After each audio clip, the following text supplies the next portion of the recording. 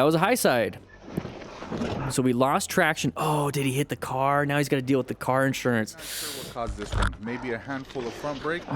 What do you guys think? Handful of front brake. Chaos Riders, have you been listening to me? Anyways, we're going up to here. We have chevrons. Okay, we have chevrons indicating it's a sharp left turn coming up. So we can't see his right hand, but we do see that we lost traction. Okay, so we have that front tire loose traction. We have possibly the rear tire, but you hear the peg scraping. So you see right here, we lose traction. So it's gonna be like a low side. Okay, you see how the camera angle, he's kind of low. And then once it grabs traction right here, it's gonna transmit the forces into him. And now you see how he's really high up. It's because it launched him off the seat. It launched him off the seat. And this is gonna be into the high side. And it flipped him over. So you're gonna have a lot of impact to the shoulder, a lot of impact to the head, possibly the hips, elbows, hands. I mean, basically the whole right side at this point, but when he starts tumbling, it's the whole body. And this is why we wear full gear as smart riders, because we're supposed to be acquiring and using personal protective equipment, right? Yeah, so we wanna make sure that we're doing that.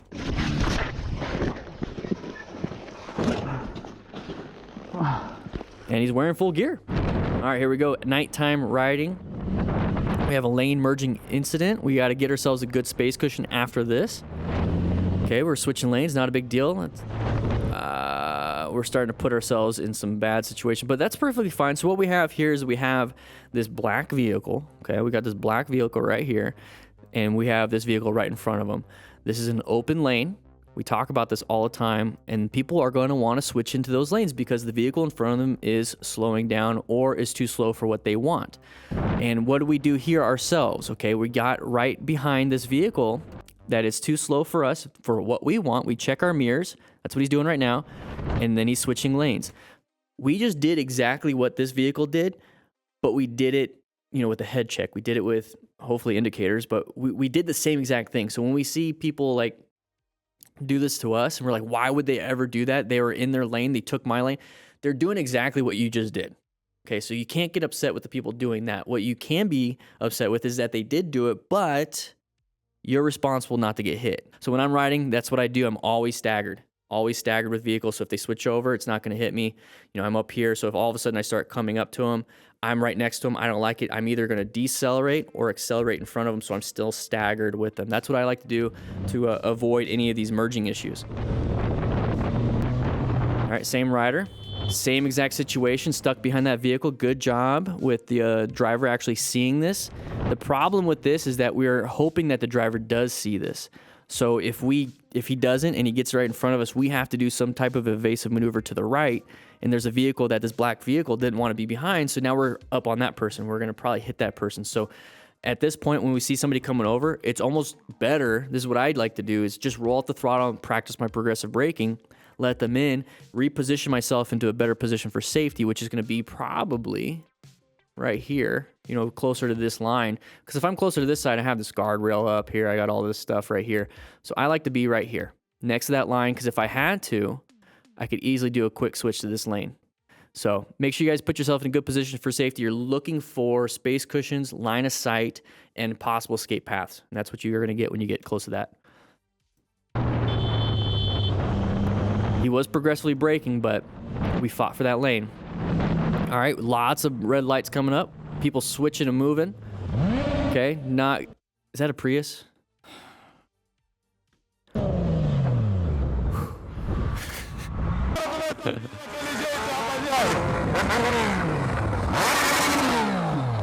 What the heck is going on?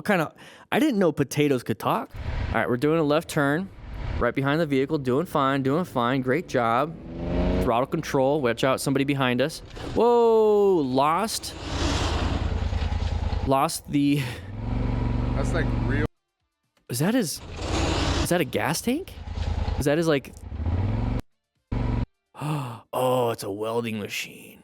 Oh, that's expensive. So anyways, the big thing here is that we're behind a vehicle. We hope that this stuff is going to stay in the back of the vehicle.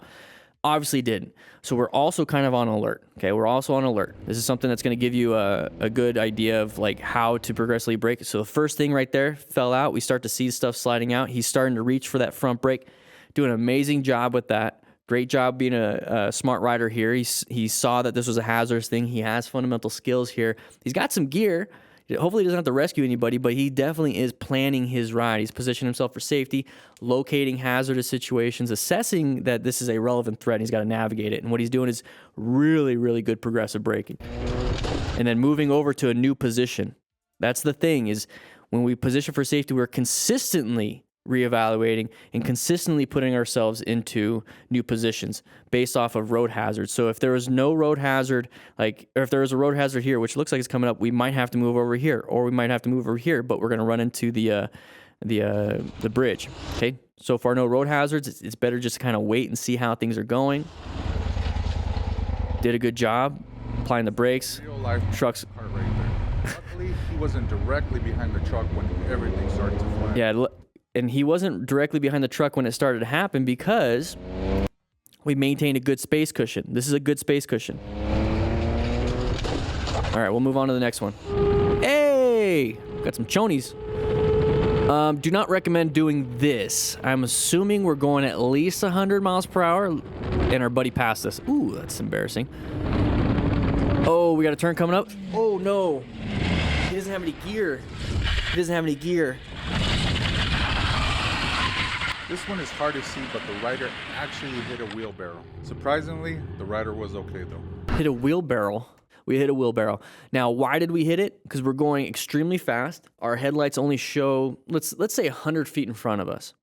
If we're traveling 200 feet per second, we're guessing on that last 100 feet. And even with the first 100 feet that we can see, we have a second to react.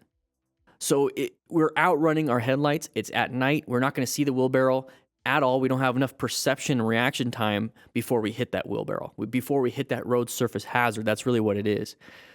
So I don't recommend speeding like this, especially at night. If during the day, he might be able to see it and move out of the way, but at night, good luck. Good luck. Now we have road rash all over the place. All right, going through here, full gas. All right, we were waiting for a moment to pass this driver. We got a left turn coming up. We see that there's no one there. Are we in a low side? Yes, we are. Don't get run over. Don't get run over. Good job with the Volkswagen. So he did wait for a good spot to pass for visibility, but maybe not for turns, because we have a turn right here, and what we're doing in order to pass somebody is accelerating. So now we're accelerating into and through a turn, probably not with the right tires. Are these knobbies? I have no idea, but we low-sided because we lost traction. It's pretty much that. So we're starting to slide. You see that's where the gloves start to hit. This is why you want to have good motorcycle gloves. They do have protection there. They usually have reinforced leather on that spot. So we're going to go ahead and go down and out. We have that Volkswagen super close, but we're wearing sweatpants. So we have knee impacts, which is going to be very painful. You can easily break your patella, snap some stuff up. We have some Nikes over here. That's not going to protect your ankles or even your feet. Your toes can easily slam right through those Nikes with enough force. And then you have broken toes. So right here, he's immediately grabbing his left knee. You see a little bit of it tearing up on the sweats, but he's grabbing his left knee because he's guarding for that. He's making sure his body's natural reaction is to touch him. Like, is it still there? Is it still there? Because there's pain. So he does have some left knee pain. He's going to have injuries. He's not going to have a good day.